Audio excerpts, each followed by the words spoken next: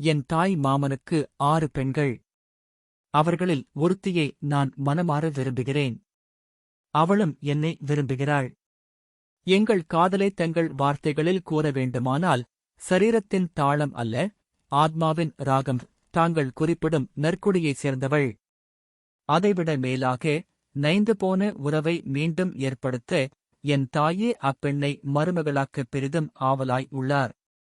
ஆனால் என் சோதனை என் தந்தையிடம்தான் ஆரம்பிக்கிறது.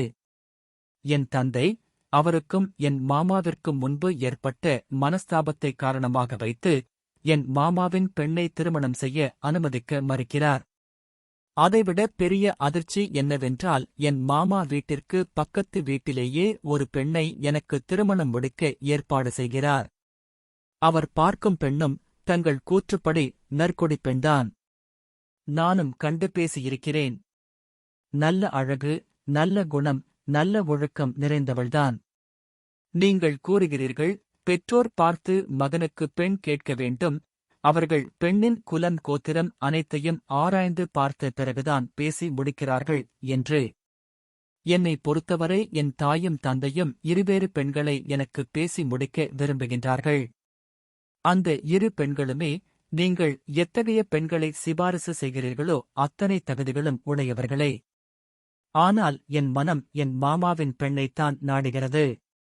என் தந்தையோ அதற்குச் சிறிதும் இணங்கத் தயாராய் இல்லை. அவரை மீறவும் எனக்கு தைரியம் போதவில்லை. அம்மாவை புறக்கணிக்கவும் என் மனம் இழந்தரவில்லை.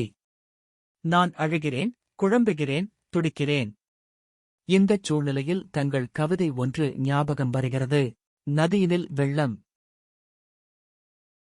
கரையினில் நெருப்பு, இரண்டிற்கும் நடுவே இறைவனின் சிரிப்பு.